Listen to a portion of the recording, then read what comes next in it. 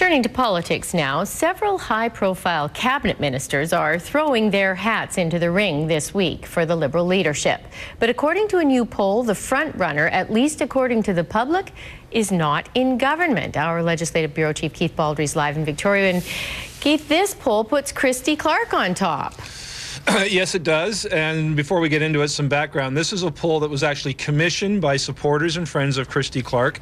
They bet that a poll coming out would show indeed Christy Clark would be score higher with the public than her potential rivals. So they approached Gandalf, a polling research group in Ontario, which conducted this poll a couple weeks ago, or November 22nd. 800 sample, margin of error plus or minus 3.5%. Again, it was commissioned by supporters of Christy Clark. And what does it show? Well, some pretty good news for Christy Clark.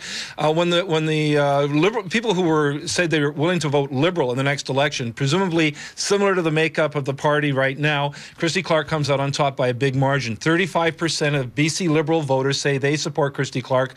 Just 21% for Kevin Falcon, 13% for Coleman, George Abbott, and Mike de Jong trailing. The margin of error there is actually higher because, of course, 800 sample, but only a portion of those are Liberal voters. So the margin of error there is 7.5%.